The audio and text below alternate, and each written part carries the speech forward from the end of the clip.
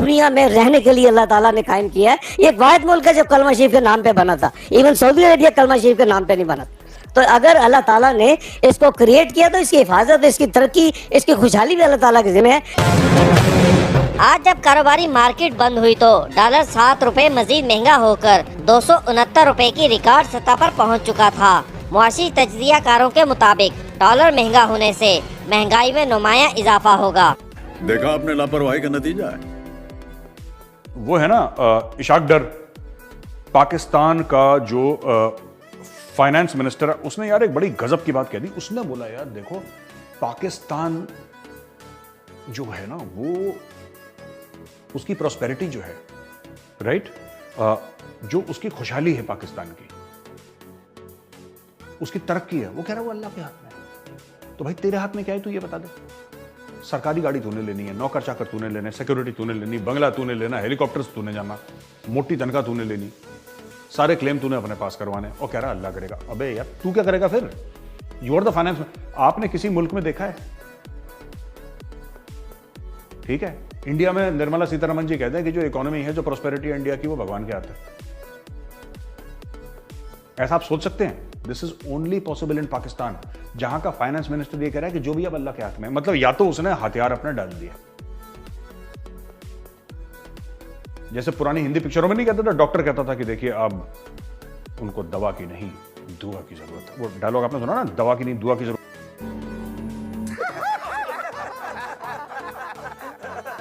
तार साहब, पाकिस्तान ने बड़ी देर कोशिश की कि डॉलर को जो है वो जो इंटरबैंक रेट है उसको रोका जाए, और बहुत देर इसके ऊपर पाकिस्तान का नुकसान भी हुआ। और अभी हुकूमत ने दोबारा उसके ऊपर जो मार्केट को फ्री किया तो हालात ये हो गए कि 35-40 रुपये पाकिस्तान का जो रुपया गिर गया है। और पाकिस्तान के वज़ीर ख़जाना ने कहा है कि पाकिस्तान की तरक्की और खुशहाली का अल्लाह ज़िम्मेदार है। मतलब ये है कि साढ़े तो कोई उम्मीद न रखना। और उधर इमरान खान साहब ने, तारड़ साहब, ये कह दिया कि जरदारी ने किसी दहशतगर्द तंजीम को पैसे दिए हैं और साथ में हमारी एजेंसियां भी मुलव्वस हैं और मुझे ये मारना चाहते हैं। तारड़ साहब, एक तरह, और उधर से जो हुकूमत है वो इलेक्शन करवाने को तैयार नहीं है प्रोविंशियल असम्बलीज के, और उनका दिल है कि ये हर 3 महीने बाद अगर इलेक्शन होते रहे, हर 2 महीने बाद कभी नेशनल असम्बली के हो रहे हैं, कभी प्रोविंशियल असम्बली के हो रहे हैं, तो ये अगले 7 महीने पाकिस्तान में इलेक्शन ही होते रहेंगे और हम तो, और उसका कोई रिजल्ट भी नहीं निकलना उस असम्बली ने जब चलना ही नहीं है। तो अब ये बात हो रही है कि इलेक्शंस ना हो, तो इसके ऊपर बताएं कि ये क्या डेवलप हो रहा है इकोनॉमिकली, इमरान खान की बात को कितना को रिसीव किया जा रहा है। और सुना इंटरनेशनल कम्युनिटी भी इमरान खान से इतनी को खुश नहीं है उनकी इस पॉलिटिकल पोस्चर की वजह से। जी सर।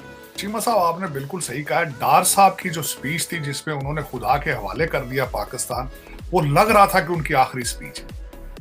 अगर आखिरी नहीं तो उन्होंने अपनी शिकस्त उसमें अपनी एक्सेप्ट कर ली। उन्होंने कहा जी कि मैं, वो जो आते ही कहते थे ना डॉलर को डांग फेरनी है, डॉलर नीचे गिर जाएगा, फलां हो जाएगा, जिस तरीके से मुझे तो लग रहा मिफ्ता इस्माइल की बद्दुआएं लग गई इनको। वो बेचारा टीवी पर रोता रहा है जिस तरीके से इन्होंने ह्यूमिलिएट किया। और यहाँ तक हमारे नवाज नून लीग के, मुस्लिम लीग के कहते थे लोग कि ये बाहर जाके करेगा भी क्या, इसकी ना तो कुछ शनाख्त है, ना आज तक इसने कोई इलेक्शन जीता है। अब आज मैं एक आर्टिकल पढ़ रहा था कि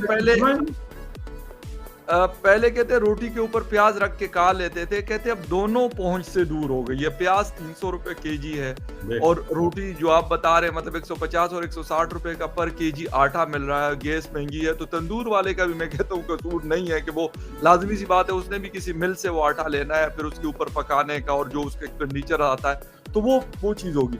सर, इसाक डार साहब की बयान पे मुझे कल बहुत हैरत हुई कि वो कहते हैं कि जी पाकिस्तान की मईशत अल्लाह के जिम्मे है। क्यों सर, हम हर चीज अल्लाह के ऊपर क्यों? अगर अच्छा करते हैं तो हम करते हैं, बुरा करते हैं तो कुदरत पे डालते हैं। मतलब ये क्या बात हुई? फिर आप लोग क्या कर रहे हैं? मैं ये नहीं कहता कि ठीक है आपका बिलीव और सारी चीजें, लेकिन अल्लाह ने तो आपको दिमाग दिया हुआ है, आपको अकल दी हुई है, आपको सर, आंखें, कान दिए हुए हैं, हाथ पांव दिए हुए हैं, आपने काम करना है। अगर आप गलत करेंगे तो उसका गलत रिजल्ट होगा, अच्छा करेंगे तो अच्छा रिजल्ट होगा। मतलब इसका ये कि इसाक डार साहब ने भी हाथ खड़े कर दिए। देखिए जी, बड़ी अजीब सी बात है कि मैं इन लोगों को बिल्कुल सपोर्ट नहीं करता, लेकिन इसाक डार वो अकेला आदमी है जो कि इस अशराफिया के, इन बड़े बिजनेसमैन, ये बड़े बैंकर्स, ये जो मनी चेंजर्स हैं और ये जो डॉलर के साथ जिन्होंने खिलवाड़ किया है और ये हमारा और कर रहे हैं भी लोग, इनके खिलाफ खड़ा रहा अकेला खड़ा होकर उसने कोशिश की कि किसी तरीके से जो है ये इसको बढ़ने से रोका जाए डॉलर को, लेकिन सारा पाकिस्तान उसके खिलाफ कर दिया गया, क्योंकि ये ताजर जो है हर एक को पैसे देते हैं। इन्होंने एंकर्स खरीदे हुए हैं, इन्होंने तमाम लोग खरीदे हुए हैं, इनके जो नुमाइंदे हैं वो हर जगह पर बैठे हुए हैं। अच्छा, हमको सिखा रिया है। खबरें हमारे सामने मौजूद हैं, बहुत इंपॉर्टेंट न्यूज़ हमारे सामने पाकिस्तान के हवाले से कुछ ऐसी खबरें जिसके ऊपर बात किए लेते हैं कि आज सारा दिन क्या हुआ। आपके सामने ज़रा कुछ अपडेट हम पेश किए देते हैं। आप सबको अपने प्रोग्राम में खुशामदीद कहती हूँ जनाब, जहाँ जहाँ से आप देख रहे हैं। तो मैं आपको ये बताना चाहती हूँ कि आज हमारे फाइनेंस मिनिस्टर जो हैं उन्होंने एक कमाल की स्टेटमेंट दी है। उन्होंने ये कहा है कि पाकिस्तान की इकॉनमी अल्लाह के ज़िम्मे है। उन्होंने कहा अल्लाह के ज़िम्मे है पाकिस्तान की इकॉनमी, और इसकी प्रॉस्पेरिटी जो है वो अल्लाह ताला का फ़र्ज़ है। अल्लाह पूरा करेगा इसकी इकॉनमी को बचाना, इसकी खुशहाली यहाँ पर लाना, ये अल्लाह मियाँ के काम है, अल्लाह मियाँ का फ़र्ज़ है। तो वो जो होता है ना, आपको पता है चौकीदार, वो जब सड़कों पर और गलियों में रात के वक्त पहरा देता है और गुजरता है तो घरों के आगे से गुजरते हुए वो आवाज़ लगाता है कि जागदे रहना मेरे ते ना रहना। तो इसहाक डार साहब क्या ये फरमा रहे हैं कि जागदे रहना मेरे ते ना रहना, कि भाई देखें हालात तो ख़राब हैं तो कुछ ऐसा कुछ भी हो सकता है। फिर वो कहेंगे मैंने तो आपको कहा था कि ये आपके जो पाकिस्तान इसकी इकॉनमी जो है वो तो अल्लाह ताला के ज़िम्मे है, तो आप मेरे ऊपर बैठे रहे, मेरे ज़िम्मे पे लगा दी। यानी कैसी ये ऐसी हिलेरियस स्टेटमेंट है। मैं सोच रही थी कि वाकई समझ रहे हो ना? तकरीबन बड़ी है। ये बताएं क्या वजह है कि हमारी पैसे की वैल्यू दिन ब दिन गिरती जा रही है। साथ नेबर कंट्री इंडिया है, 1947 में एक साथ ही हमने तरक्की का सफ़र स्टार्ट किया, उनकी वैल्यू बढ़ती जा रही है पैसे की।